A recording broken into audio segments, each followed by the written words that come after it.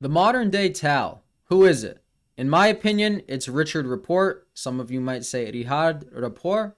He was the youngest ever Hungarian grandmaster, became a GM at the age of 13, and this is a guy that would rather go down with a fight than get a boring draw.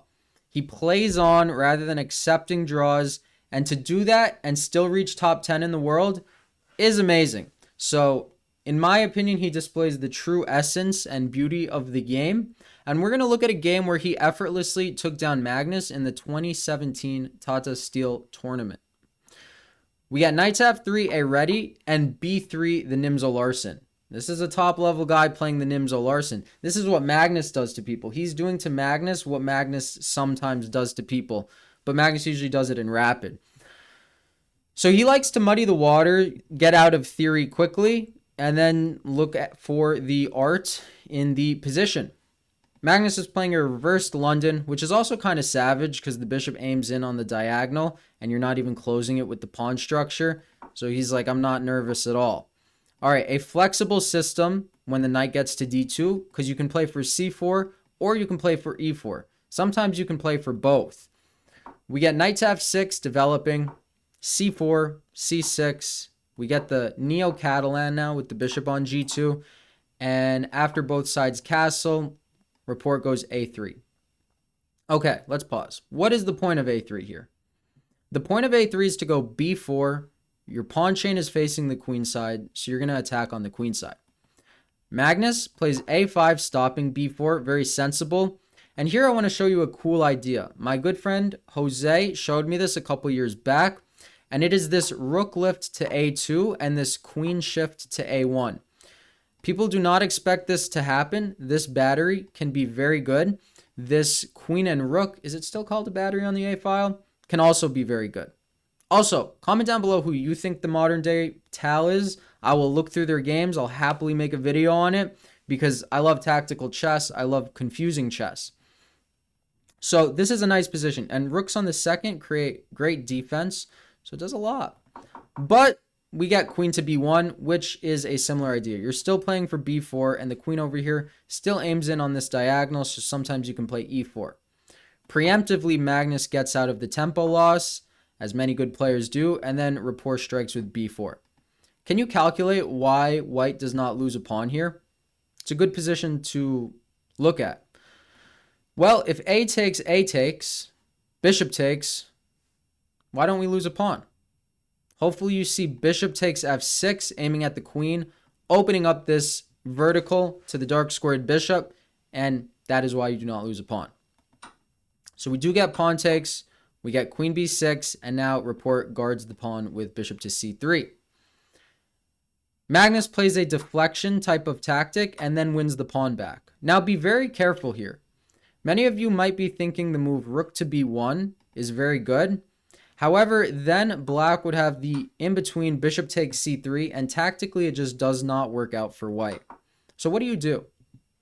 Move order matters in chess, right? As we discussed, the ideas are overlapping for many different strengths of chess player, but some people chronologize them better, and in my opinion, that is the difference between many strengths in chess and endgames.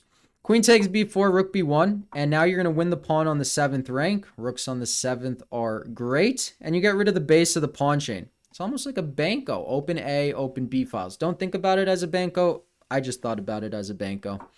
All right, pawn to e5. Magnus strikes in the center. Just to show you that top-level games hang on a razor's edge, look what happens when you just waste a move. I mean, all of a sudden, black crashes through, and white's position is nearly collapsing. So you're always one move away from a losing position. Rapport strikes back with d4. We get complicated tension in the center. And let me show you another nice aspect of the queen on a1 is this diagonal, right? So if they go e5, you don't need to jump back. You can jump forward. And tactically, it just doesn't work out for black because of the fork, because of the queen on a1. A beautiful piece, an odd place for it that many people are not used to. So Magnus takes. Do you take with the queen or the knight? I think as long as you have a plan, you could take with either. I think the knight is better because if you take with the queen, they just kick you back. And if you take with the knight, at least you open up your bishop, and after c5, you can either consolidate or go for a tempo gainer. He did consolidate, and I do like this choice because it aims at c5, it protects the knight, and your pieces are very well placed. It basically takes this out of the equation because that'll be a lonesome, isolated pawn. The more pieces that are traded off the board, the easier it's going to be for white to capture that. So Magnus goes d4, closing off the dark squares, but wins and losses. You open up the light squares for white. White goes bishop to h3, tying down black's knights, applying pressure on the 7th, and we get d3. Now, you do not want to take that and allow black's pieces to get in, so you close off the position. Whether you want to go e4 or e3, both are fine. They cannot win the pawn on e4 because their knight's tied down. But I do like e3 because it's a little safer for now. And we get knight to e5. Good read by Rapport here, going bishop back to g2. It's not a tempo loss because it's a completely different position. Guarding everything, if you're not tying them down on d7, then the bishop stands better in the fianchetto. We get rook to c8, a mistake. See, Magnus's best move would be to go back, but he probably didn't like the queen coming to the 7th and aiming in at everything, so he decides to guard the c-pawn with his rook. Why is white winning now? Pawn to f4. He underestimated the strength of this thrust in the center, and even though Magnus attacks the base of the pawn chain, we get pawn to e4, and there's no easy way to get out of this fork. If you do get out of the fork, the rook will come in. You might be like, hey, there's 3 attackers here. I'm going to win the pawn. My argument or rebuttal would be that rook e7 would end up winning a piece. And again, this knight on b3 is clutch because that pawn, watch that pawn. That pawn can turn into a monster. I've lost games where I'm like, I'm not going to take that pawn. That pawn isn't going anywhere. And then it turns out to be the bane of your existence. It's really like a microcosm of life. So e4, rook to e8. He sacks the pawn tactically. 2 pawns for the knight. Finally gets the open file. How do you convert this? You're up material, so trades help. Sometimes it's as basic a principle as that. Look for trades. Rook to b6. Trying to deflect the queen from guarding the rook and simplifying the position. Again, I won't mention it again, but these knights, absolute units. If queen c7, you would get rook to c6. Now it's guarded by the bishop. And if queen b8, you can get rook to c8 check. As you could see by my prior attempt at recording this, queen takes rook, queen takes rook. I'm not a big fan of editing. Like, people cut to make themselves sound better. I would like to add like memes or parts of movies because it does definitely help retention. But editing out words, I would rather hear my mistakes and hear myself sound stupid so that over time I get better, right? If you edit yourself and then you go to a function and people hear you speak, you'd be like, what? What is this? I don't like that. It's a little fake to me. But yeah, pawn takes, rook b6, and we get queen e7. And here Rapport just calculated out the win, flat out. Rook to b8. There is no luft for the king. This bishop is sad on h7. So the knight has to go back. How do you win? You might be like, I need to guard against rook e1. Active offense is better than passive defense. Bishop to c6, you just win the game.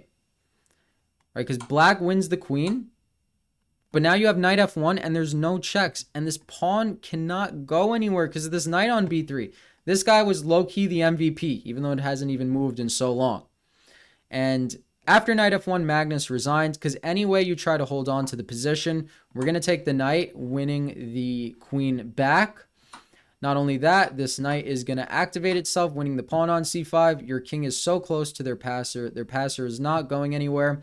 You're up a piece and you have an outside pass pawn. Easy conversion, so a good time to resign for Magnus.